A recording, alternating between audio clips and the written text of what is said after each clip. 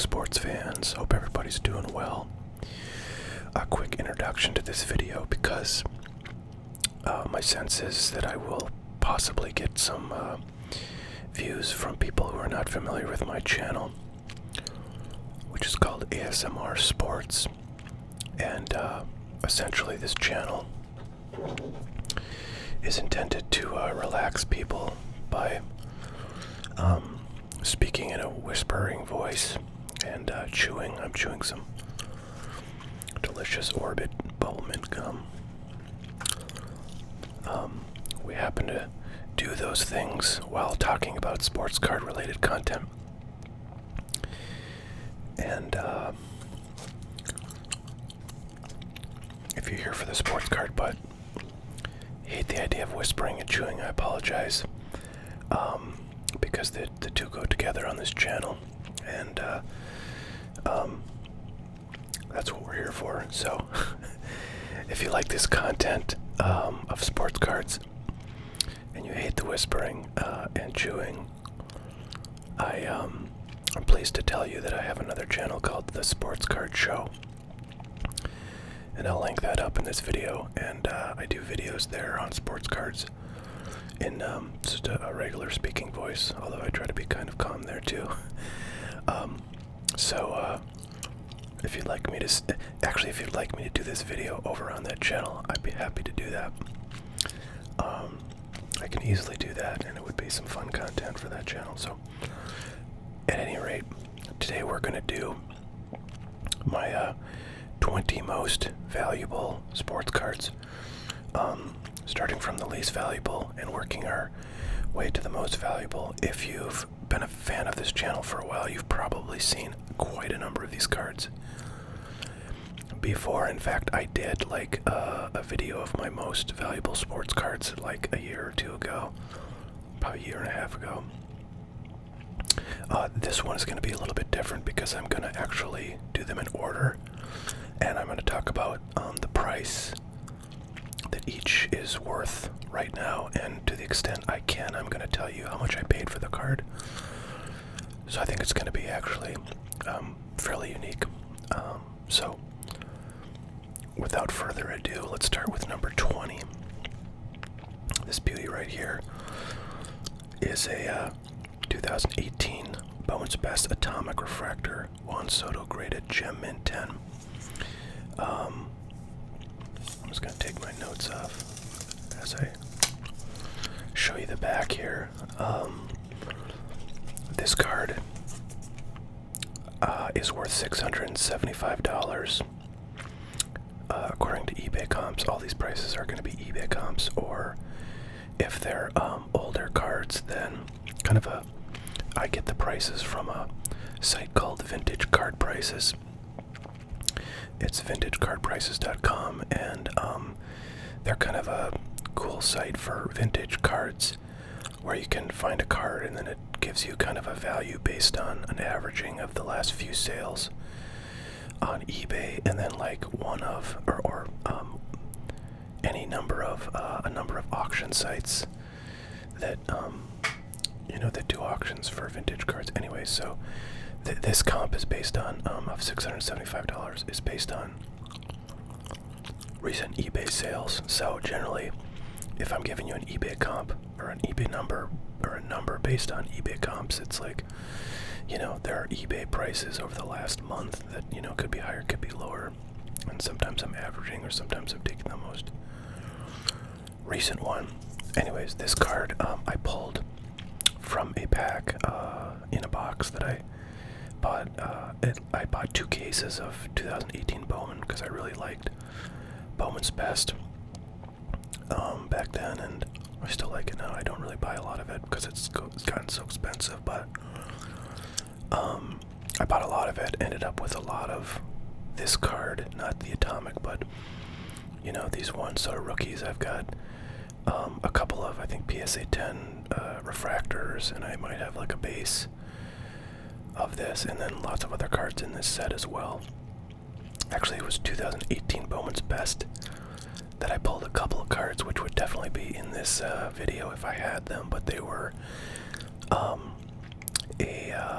green autograph parallel of Tatis, Fernando Tatis Jr., and I also pulled the gold parallel autograph of Fernando Tatis Jr. from 2018, Bowman's Best. I submitted both of them for grading and got PSA 10s on both of them, so that gold is numbered to 50, and I'm sure that's worth like well over $1,000. If not, maybe $2,000 in PSA 10. But alas, I sold them for far less than that. I probably got $600 or $700 for the gold, which, you know, at the time was a pretty good price. But anyways, this is Juan Soto. A lot of people are really big fans of these atomic refractors. So, I'm just gonna put my notes on it in case I do this video elsewhere and need that information again. Alright, number 19 is this guy. This is 2013. This is his first Bowman card, but didn't get a first Bowman designation on it for whatever reason. But this is kind of the, you know, first autoed rookie of Aaron Judge. And you know, back when he was a rookie phenom, this card was about the hottest thing on earth, and you know, probably went for $1,500, $2,000. It came down quite a bit, you know, after that season. And I picked one of these up. I think I paid. Let's see if I have it on here now. But I think I paid. Gosh, I don't know, like $900 for this thing. And right now, the comps are right at about $770, according to my notes. So I have to tell you, I'm a big Aaron Judge fan. You know, I think he's going to be the captain of the team sooner or later, if he's not sort of effectively already. You know, he just plays the game the right way. He's got a good attitude, stays out of trouble. You know, last year, 2021, he had a real good season that I think really went under the radar. So if he's healthy, he will, I think, you know, always have good seasons, but his health has definitely been the, you know, the challenge for him. But I'm optimistic for a good 2022 if we ever play baseball with the lockout. All right, next up we got some basketball. This is a 2018 Panini Prism rookie red, white, blue parallel. These cards you get in special packs within cello packs that you would see in retail. I think you get like 3 or 4 of these red, white, and blue cards, and they've been making these red, white, and blue parallels in I think those cello pack forms for quite a few years. These go back quite a number of years, and each year they look a little bit different. In 2018 they really went with the like barbershop pole design. And I remember I bought this card for I think about $400, and at the time this card was the same price as a PSA 10 base Prism rookie card of his. And I just thought, like, that doesn't make any friggin' sense, because this is so much rarer than a base Prism card PSA 10, and this is actually like a, you know, Prism refractor. So I was like, I'm gonna get that definitely over a PSA 10 base rookie card. And that turned out actually to be a very smart move, because his PSA 10 base rookie cards are not worth nearly what this is worth, and this has actually come down quite a bit. Take a look at the back. Looks like the back of every other 2018 Prism card of Luka Doncic, but right now these are going for about $835, and they have been as high as like $1,500, I think. So, you know, if he continues to play well, as he has really been doing lately. You know, that could be $1,000 card pretty easily. All right, next up, let's see. So we got 20, 18. This is number 17 out of the 20 most valuable cards. This is kind of an odd one. This is a Miles Bridges 2018 Select Neon Green Prism. That is number 250 or 75. So it's a relatively low number, parallel. This is a card that I swear, like, I had in my, you know, just like boxes of basketball and football cards that are like, you know, not commons, but not with my valuable cards. And then like a year and a half or 2 years ago, I was going through those cards, picking out like basically anything that was a parallel rookie I sent in to get graded, and this came back at 10. And you know, this year Miles Bridges has been tearing it up, so it's a really good card to have. This is actually one of 2 of this card that exist in PSA 10, so it's quite rare. The other one is actually on eBay right now, interestingly, listing at $1,500. Some guy had one earlier this year listed at like $3,000. I think it was the same guy.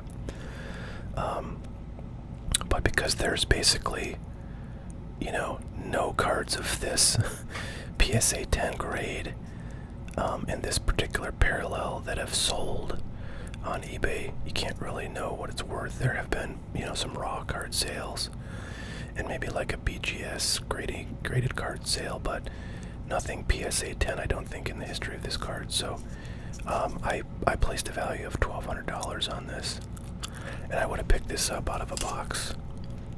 I bet you could actually probably find me getting this card, opening up 2018 Select back like a, you know, in 2018 when I really didn't know anything about basketball and probably never heard of this guy at all. It might have been the same box I pulled a nice Luka Doncic rookie out of that unfortunately I sold, so it's not going to appear here. Alright, so number 16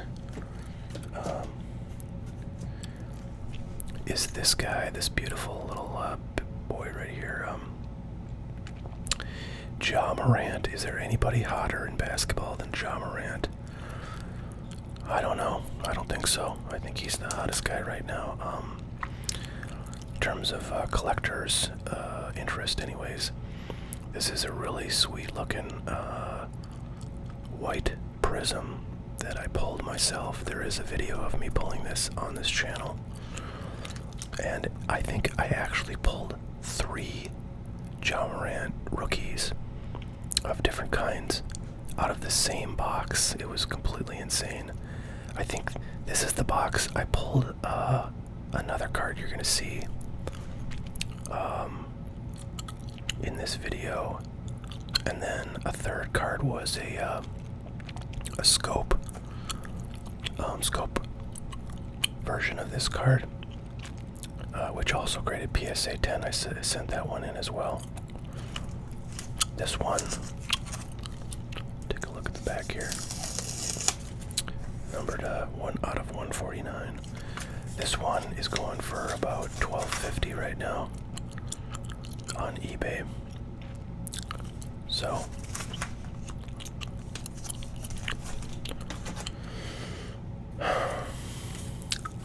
alright, next up. This is one I pulled relatively recently on a video on this channel. Here is a Devin Booker Noir Rookie Patch Auto, graded mint 9, and I kind of feel like that was sort of a rough grade for this, because look at this, it's a triple 9.5 and then a 8.5 surface. I don't know what the surface issue is. I'm sure I could see it if this was not in a holder, but it's kind of rare for a thick card like this to get corners that are 9.5 because they're so easily dinged up. But anyways, what can you say? You know, Devin Booker having a career year right now. Phoenix Suns, you know, going bonkers. in the NBA. And yeah, I pulled this out of a repack product that I probably paid, jeez, I don't know, maybe it was like $400 or something for the box. This I think it was just, you get, one of those boxes where you get one card. Maybe there was two cards in it, but this was the, card that was obviously the money card in there. It's numbered to 99. It's got this sweet gold signature. The patch is really nice. It's purple. And then I presume that's, I don't know what letter that is, but it's a lettering on his jersey, and probably like part of that, well, let's see, now what would that be? I don't know what that letter that would be, but it looks like there's PHX on this jersey. I don't know if that would be from a jersey that says PHX or Suns or something else.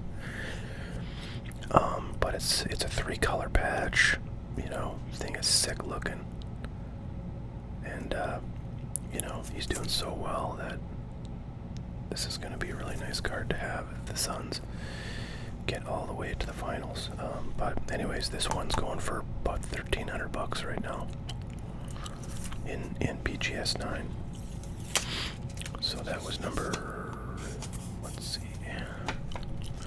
20, 19, 18, 17, 16. That was number 15.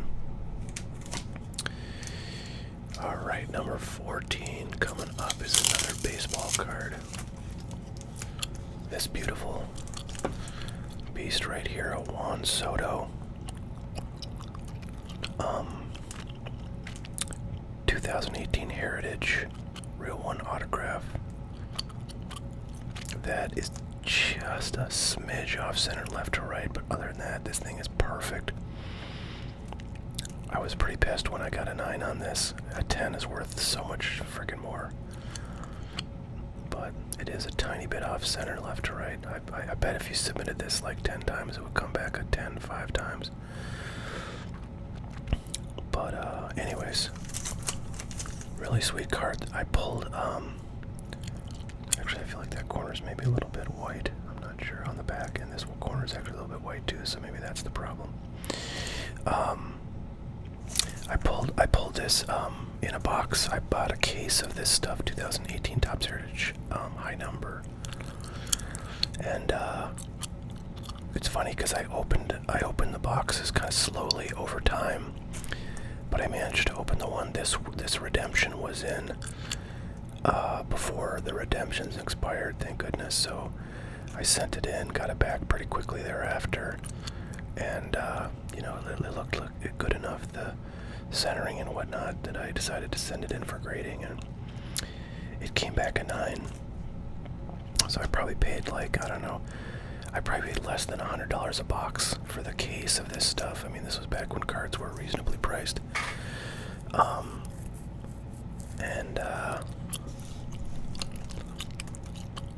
Yeah, so value of this card is $1,320 right now, based on comps. Okay, that was 15, this will be 14. Then we're going vintage. We're going to see more and more vintage as we get closer to the top. Dun, dun, dun, dun. Alright, so this is kind of an interesting one, you guys. I was sort of shocked looking at the value of this thing, and not in a good way. This is a 1911 M116 Sporting Life Hans Wagner, also known as Honus Wagner. With a pastel background, they made these in a variety of background colors. I think that other one is blue, and I'm not sure if there's another one, a third one, but I really wanted to have this card, or one of the cards in the M116 set, because this photo is the exact photo used in the famous T206 Honus Wagner card that is the most valuable card in existence.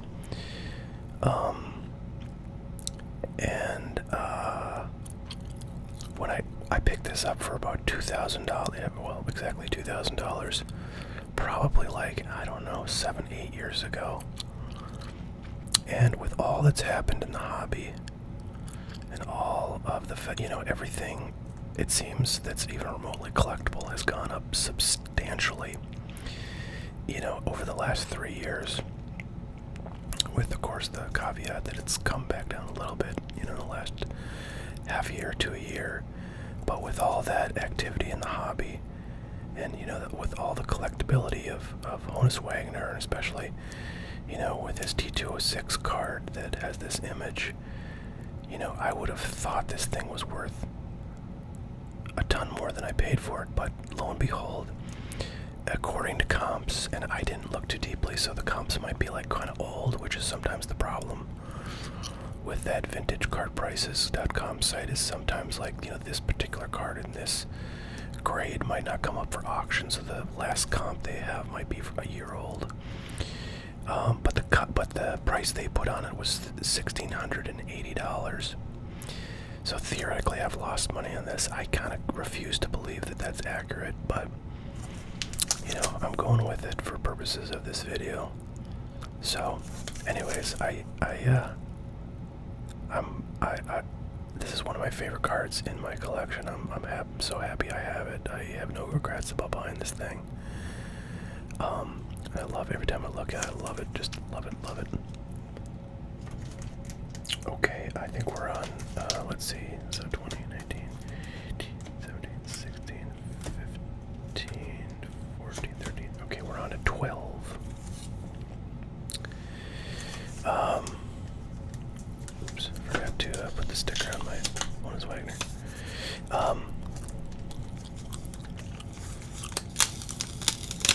Okay, here we go. Well, this is a sort of very popular card of the modern age. This is a 2018 Bat Down Ronald Acuna Jr. This card came in the Topps Series 2 flagship product, but it was an SP, and it was quite a rare SP. This card came one per case, along with a Gleyber Torres SP that was also one per case. Obviously, Gleyber Torres not doing quite as well as Ronald Acuna, but anyways, this has become sort of a favorite of Acuna collectors, particularly in the PSA 10 grade.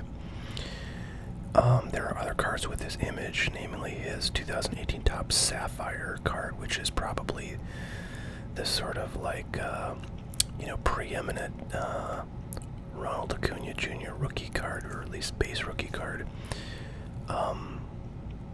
And that one goes for like $5 or $6 grand in PSA 10. This one goes for $1,934 right now, but it has been up almost to like $3,000 back in the heyday. And if he has a real hot, year, I'm sure it will be up well over $2,000 very quickly.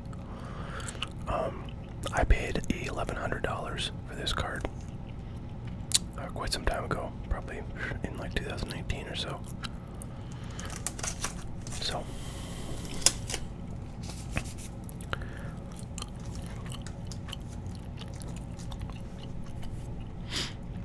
I think we're on, this is 11.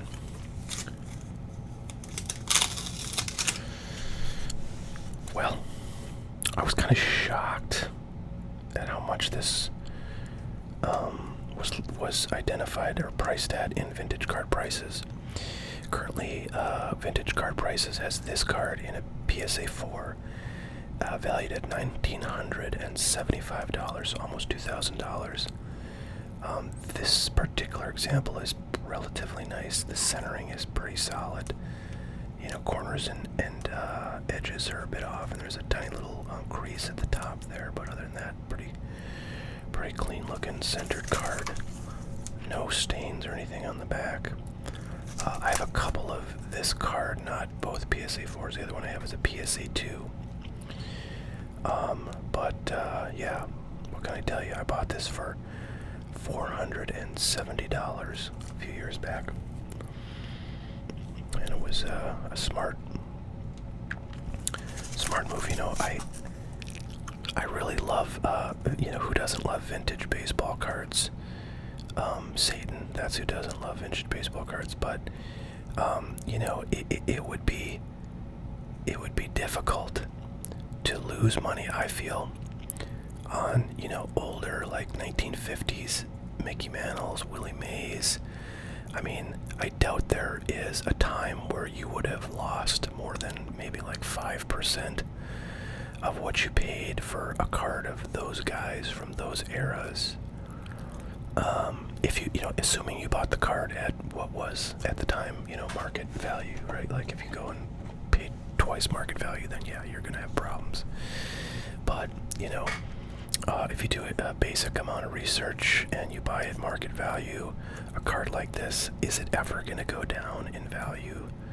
No. I mean, it's okay, it could go down in value, yes, but I mean, what these cards tend to do is to go up relatively slowly, consistently.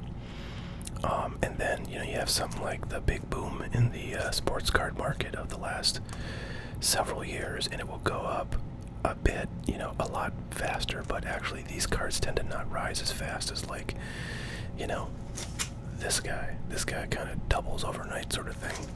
But these guys, even in, you know, super kind of hype mode, they don't really go up a ton, but, you know, they very rarely come down in value. So I mean, and also, who wouldn't want to just look at this card? It's freaking gorgeous. It's a piece of art, for God's sakes. Look at this photograph. Look, I mean, this is Mickey Mantle in his youth. It's so simple, this design. 54 Bowman. Oh, just takes your breath away. So, you know, I mean, a lot of folks are really into prospecting, trying to, you know, buy cards of Acuna and Soto and guys like that before they go nuts. And, you know, that has a certain excitement to it. It's, you know, it's fun to see a card 10x in value. If you have 10 of them, absolutely, that's fun. But, you know, it's like a different sort of thing, I think, than collecting these older, just sort of, you know, beautiful pieces of history that, you know, are so safe, I think, to buy.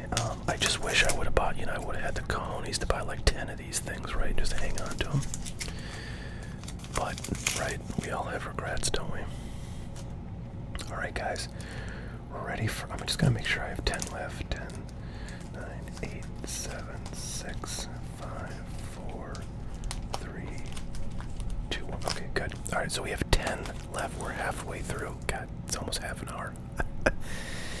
Boy, you get me talking about these beautiful cards, especially these older ones. And, you know, we're in for the night, folks. Alright, this is number 10 here. Again, this is a card I've shown on this video, or on this channel before and talked about. This is a card, another redemption. I pulled this out of 2019 Select. I presume it was a hobby buy. I've opened a few formats of this product, but actually I think there was only two, which is like the hobby and then the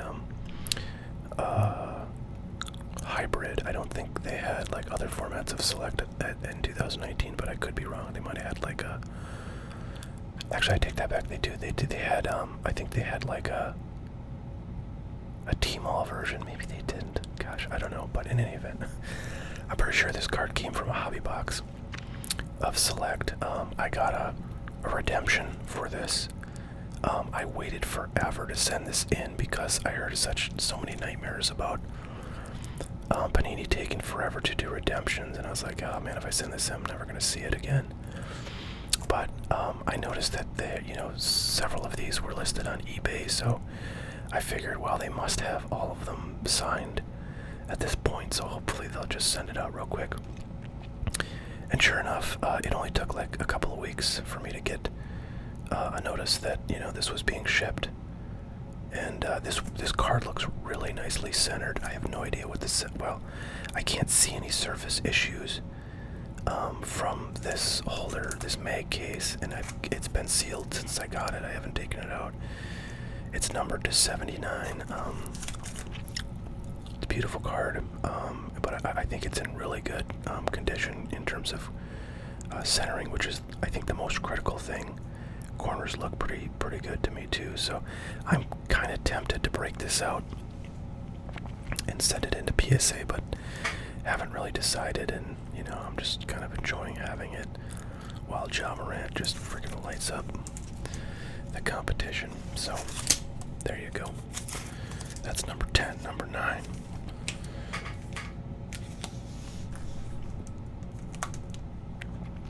Luka Magic. So this guy, like, I don't know when it was a couple years ago, I went on a Luka buying spree, and my goal was to get as many PSA 9 like parallels of this 2018 Prism as I could, and mostly I got low-end parallels. I got like the silver, I got a hyper, I got like all these retail parallels like Ruby Wave and green and like pink and stuff. So I don't have any numbered parallels of this card, which it does make me cry a little bit at night when I go to sleep that is true, but you know, it is what it is. This, however, I think is my rarest unnumbered parallel of Luka's 2018 Prism card. And this is Choice Prism, blue, yellow, green. This came in the 2018 Prism Choice boxes, which are like small boxes that have, I think, like 8 cards in them. And, you know, it's like you get like 3 or 4 parallels, I think, and then the others are like silvers. So there's not like any base in those boxes, and they're kind of high risk, high reward because they're very expensive, generally speaking. And if you pull one of the rare parallels like this guy of a major player, you're rocking and rolling. So anyways, again, the back looks exactly the same as that red, white, blue that we had, and it looks exactly, and that looks exactly the same as the, you know, just the base card. So this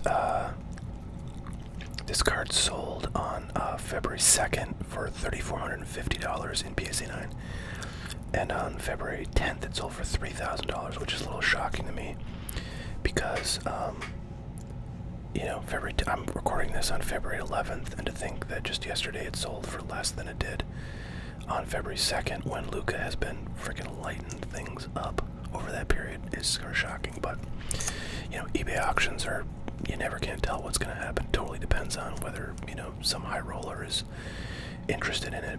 I paid $2,112 for this, so it's been a pretty good investment. I can't say that my other Luka purchases of like the kind of low value retail parallels of that card have paid off. I think most of those actually I've lost money on paper anyways, and that's okay. I don't really care. It's like Luka, I'm hanging on to those for a while. Okay, we have, I think, number 8. Let's see. Yep, this is number 8. So number 8, so, you know, for a long time, I've really wanted to have a 1952 Topps Mickey Mantle, but I'm too cheap to get one, and they just keep going up and up. I should just buy one because, like, I'm sure in 2 years I'll be like, oh God, why didn't I buy one 2 years ago? You know that feeling, you guys? I think you do if you collect cards, but I settled for a Willie Mays because when I got this, like maybe 3-4 years ago, I paid $500 for it. And it's a beautiful card. I mean, who doesn't want a 52 Topps Willie Mays, for God's sake? Look at this thing. It's I would say this is probably one of the top, like, certainly top 10 iconic baseball cards. It is definitely his most iconic baseball card. I think, even though it's not a rookie, just like the 52 Topps Mantle is not technically a rookie. But anyways, I bought this on the cheap because I was like, man, I gotta have like one of the key 52 Topps cards. This is low grade. $500 is, you know, it's relatively expensive, but it's, you know, pretty cheap, all things considered, for an iconic card. So I bought this for $500, and this is a card that really has I think, gotten a lot of attention. The 52 Mickey Mantles have gone skyrocket in the past 2-3 years, and I think this kind of went along for the ride in a lot of ways. So the current value of this card is $4,000. Again, I paid $500, so that's a really good, return on paper. And this is another card I could look at all day. It's so freaking beautiful. I mean, again, like this, when I say it's iconic, what I mean is like this is the kind of card that shows up, on the cover of like the Beckett Price Guide, books, or like the first, issue or two of like Baseball Card Magazine that came out in the mid '80s. I'm pretty sure this was featured. Like, it's one of those cards where it's just used as a sort of an illustration of a prototypical baseball card. And, there's a few like that, right? The 52 Mantle is certainly another one. But there aren't too many. Okay, so I gotta apologize. There's a lot of repetition coming up because I have a large collection of, Ty Cobb cards, and basically the next, 6 cards are all Ty Cobbs, but they're mostly a little bit different, and they're all a lot valuable, so that's why they're here.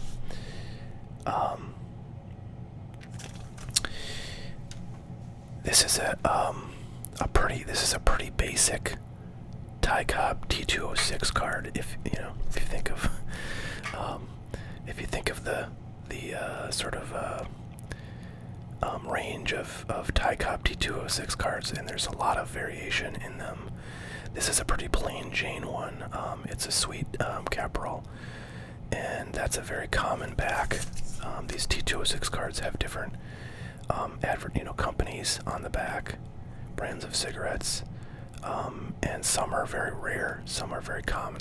Sweet Caporal is a very common one. It's one of the most common, along with one called Piedmont. So, and the red background on this card is the most common, front variation of Ty Cobb cards from T206.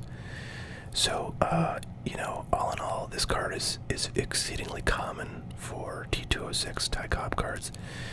But the thing that makes this one relatively valuable is it's got a pretty high grade SGC 30, which is equivalent to a PSA 2, is a relatively good grade for this card, and this one actually presents really well for a 2. It's very nicely centered.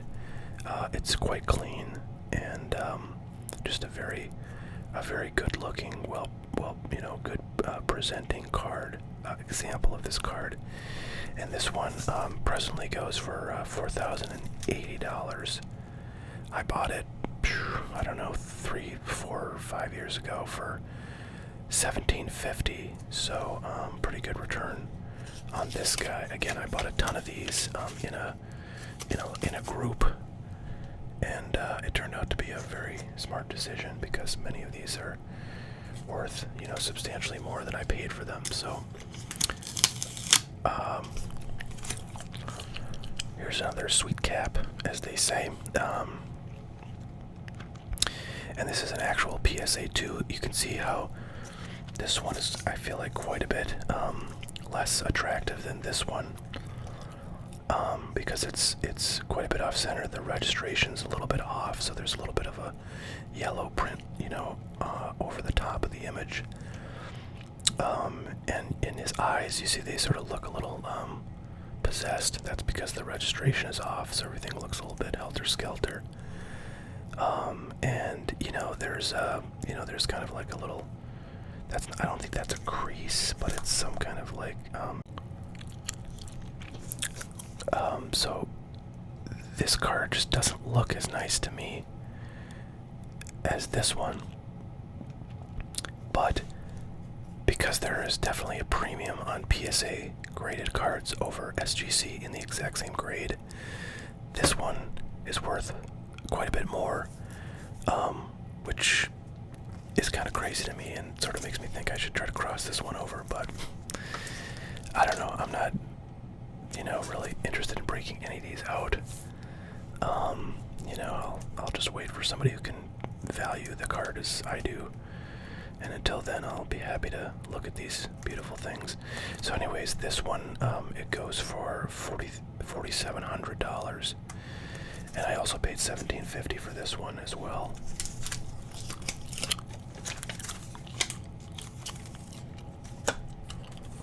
Next up, we have an even higher grade card. This is a SGC 35 equivalent to a PSA 2.5.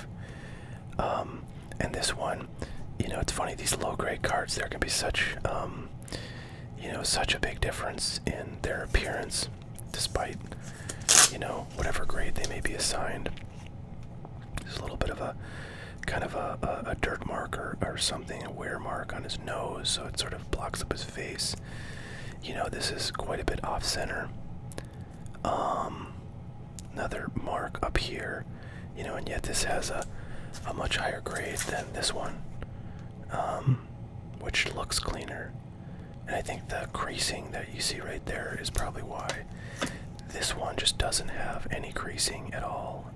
It has a little bit of nick on the edge there.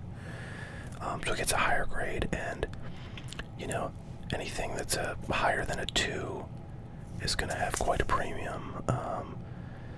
Prices on cards like this that are pre-war, you know, they go up very quickly as the grades improve. So even a half grade higher than a 2 brings the value of this thing up like over $1,000. So this one is valued at $5,280 in this condition.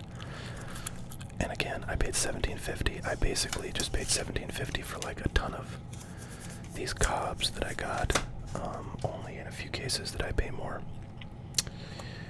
And this is actually the same, basically the same grade, slightly different holder, but both SGC. So SGC stopped doing this like grade out of 100, and they just do the 1 through 10 grade now. But both are 2.5s. This one, you know, again, doesn't have any creasing. Centering is quite a bit better than this one, except that it sort of is miscut. The name almost gets cut off the bottom.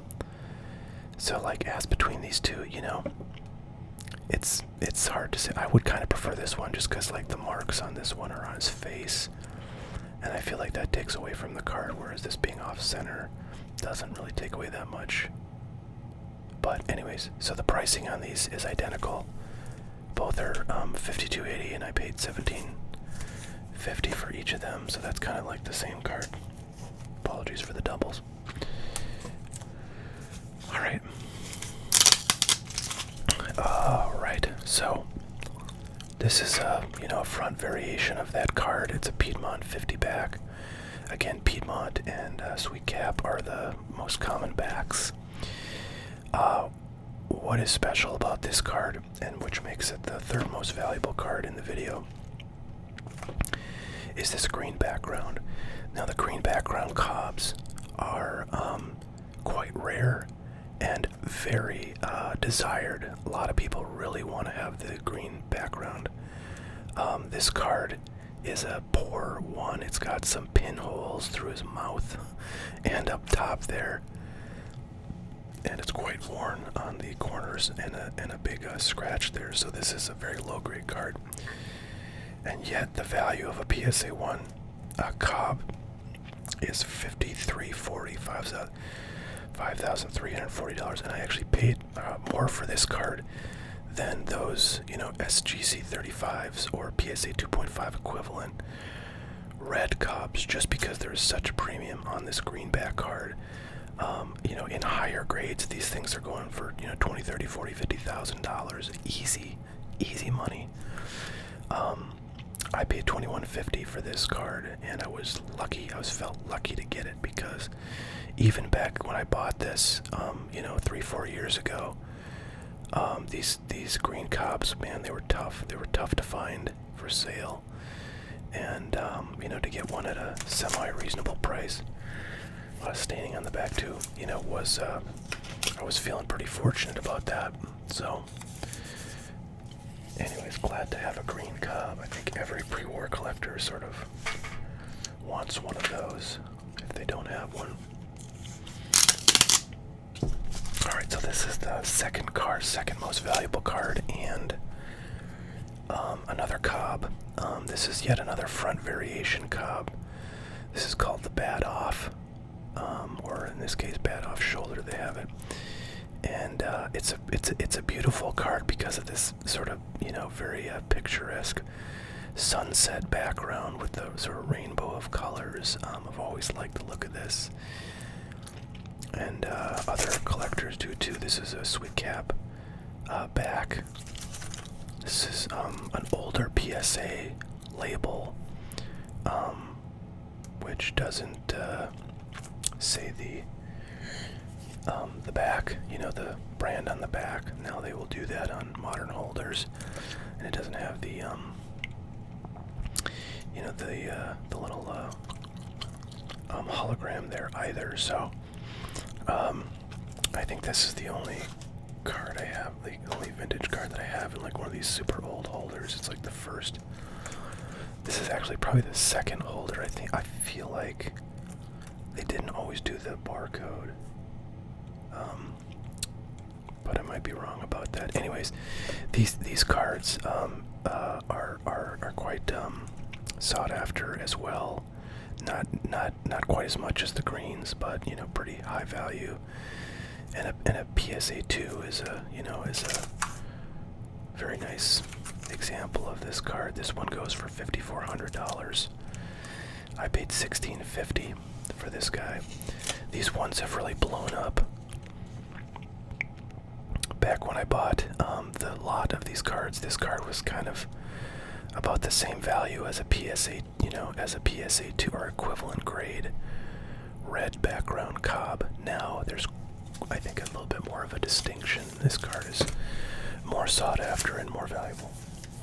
Alright, well, here we are, folks. The moment of truth, the most valuable card in my collection. If you've watched the videos I've done like this in the past, you've seen this card before.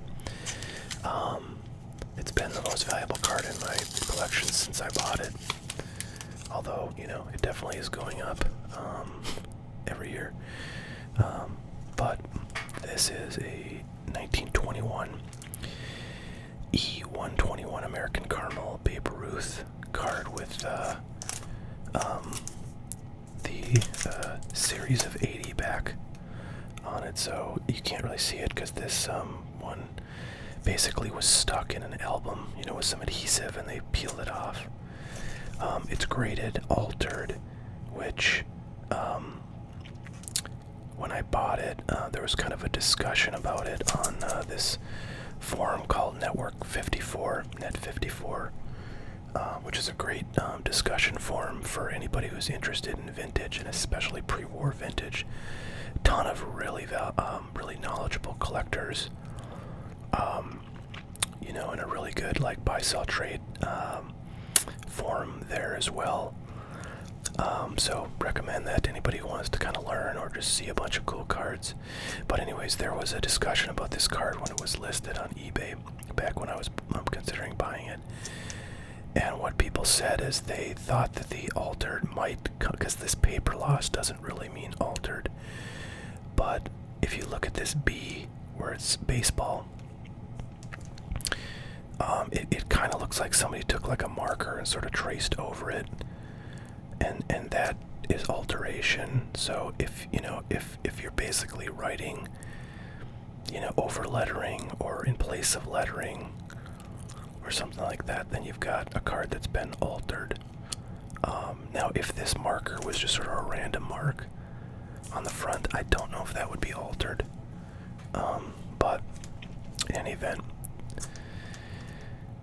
not a big deal. I mean, it's at best this is a PSA 1 if it doesn't have that. So I mean, it is what it is, right? It's a beat up card. It's a very low grade example of this card, but this card is extremely special for the reason that it's one of the earlier cards of Babe Ruth, and it's one of a very small number of his cards that show him, even though it says New York Americans, that's the Yankees.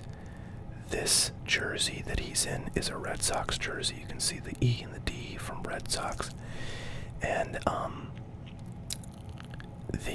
there's another card that's an M101 Sporting News card, and there are a few variations of that that use the exact same, basically, photo and layout. But that's the other card that shows him in a Red Sox jersey, and that one is like insanely expensive. I mean, it's millions of dollars to get one in good condition. This one is, the sort of cheap, like stepbrother of that one, and I feel very fortunate to have it because I don't think I'm ever going to have an M101. But to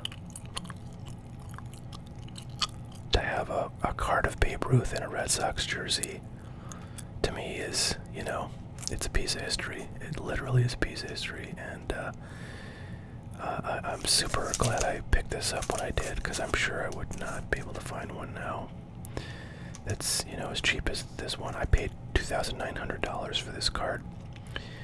Its current value in altered, authentic condition is $6,487 according to VintageCardPrices.com. So I kind of feel like it could be worth more, but you just don't see a lot of auctions or sales of this card in any condition, but in whatever particular condition you want the comp to be in. So, I would bet it's possible this card could be, a $10,000 card if it's in the right, auction at Golden or something like that, but we will not find out with this card because I'm hanging on to that guy. Well, folks, there you have it. There are the 20 most valuable cards in my collection. I hope you enjoyed that as much as I did. We all collect cards, I think, to enjoy them. And when I go through cards like this, it really is a joyful experience for me to, look at them and remember how I got them, and share them with, you all. I don't really know anybody personally who gives a shit about my cards. So I'm super grateful to be able to share them with you all, and I hope that you enjoy them. Yeah, so there you go. There's lots of people, lots of collectors who have cards that are worth like $20,000, $30,000. I mean, if you have a Joe Burrow rookie patch auto that's like numbered to 50 or something, I mean, that's like a $20,000 card right now. So there's lots of people who,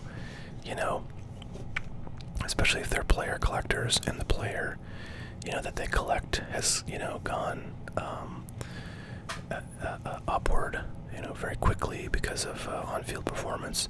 They're sitting on cards that are worth $40,000, $50,000, $60,000, even more. I've never really had a card like that, at least that I've hung on to. And I'm not the type of guy who's going to buy a $10,000, $15,000, $20,000 card. With the exception that I someday, you might catch me buying a 52 Topps Mantle. In fact, I don't know, I kind of think I might do that. Maybe this year, 2022. Maybe if there's like a baseball strike and everybody just gives up on baseball and baseball card, it's one of those rare occasions where vintage cards go down in value. Maybe that will be the time to strike and get my 52 Topps Mantle. Yeah, in general, I don't have like super duper valuable cards. I have a lot of cards that are worth a few $1,000s. As I've shown in this video, but and I have to say, my collection of unopened boxes and cases kind of dwarfs my single card collection in terms of value.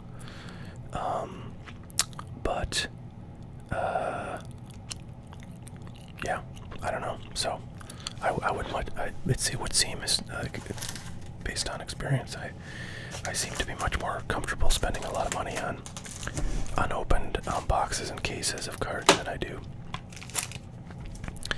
singles for whatever reason. So I may never have a single card that's worth like a ton. Alright, well, thanks for watching, everybody. We'll catch you all later. You have a great one. See ya. Bye.